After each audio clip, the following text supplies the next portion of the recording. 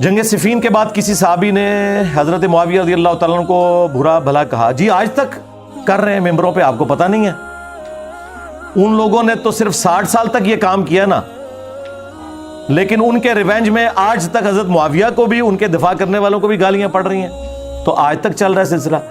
شیعان علی جو تھے اس زمانے میں بھی ظاہر ہے برا تو سمجھتے تھے. باقی رہ گئے گالی گلوچ, تو ظاہر ہے جو صحیح العقیدہ لوگ تھے انہوں نے گالی گلوچ کبھی بھی نہیں کی ہے, صرف ان کی غلطی کو ہائی لائٹ کیا ہے, اور وہ آج تک لوگ کہہ رہے ہیں. ظاہر ہے اس زمانے میں بھی کہہ رہے تھے.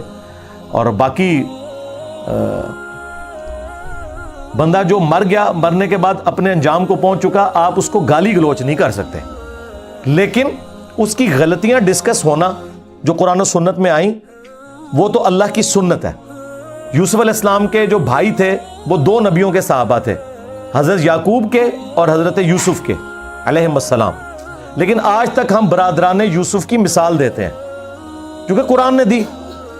اس کے بعد آپ نے اس میں سے کوئی گالی گلوچ والا ایلیمنٹ نہیں نکالنا ہوتا, وہ عبرت ہوتی ہے, وہ آپ نے حاصل کرنی ہے, اور اس کے بعد معاملہ اللہ کے سپرد کرنا ہے. باقی جو قرآن میں آیت ہے تلک امۃ قد خلت لہا ما کسبت ولکم ما کسبتم, تو یہ چیز ہی کچھ اور ہے.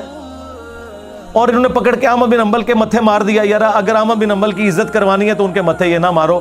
میں نہیں سمجھتا کہ ان کا عربی کا یا قرآن کا نالج اتنا کمزور تھا کہ وہ اس قسم کی بات کرتے کہ جی صحابہ کرام کے ان معاملات کو اس طرح ڈسکس نہ کریں اور یہ آیت کوٹ کرتے. بھئی اس آیت کا تو یہ مطلب ہی نہیں ہے.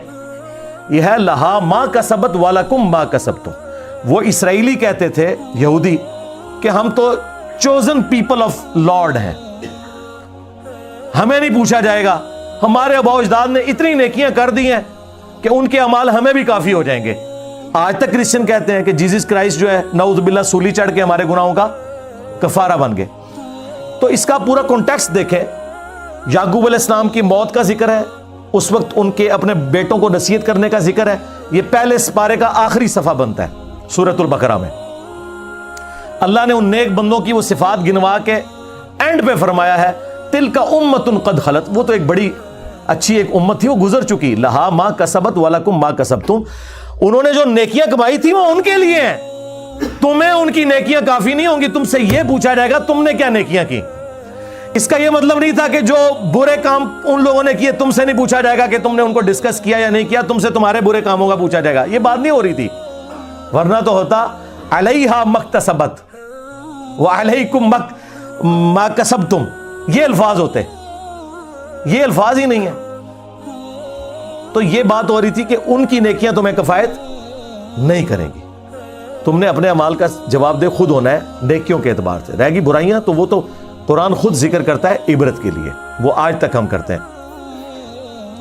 اس کے بعد توہین نہیں کرنی ہوتی, وہ بالکل حرام ہے. نہ ہم رافضی ہیں اور نہ ہم ناصبی ہیں.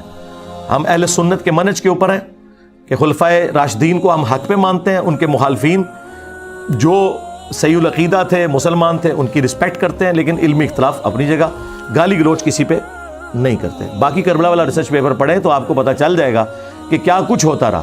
صلح حسن کے بعد کا ہی واقعہ ہے جو ابو داؤد کے اندر 4131 آیا ہے, جب مقدام بن مادی کرب حضرت معاویہ رضی اللہ تعالیٰ عنہ کے دربار میں بیٹھے تھے اور حضرت حسن کی شہادت کی خبر وہاں پہنچی تھی. اس کے بعد کیا ہوا, وہ کتنی تکلیف دہ چیز ہے. تو وہ صلح حسن سے بھی 8 سال بعد کا واقعہ ہے. صلح حسن 41 ہجری میں ہوئی ہے اور شہادت حسن ہوئی ہے 49 ہجری میں.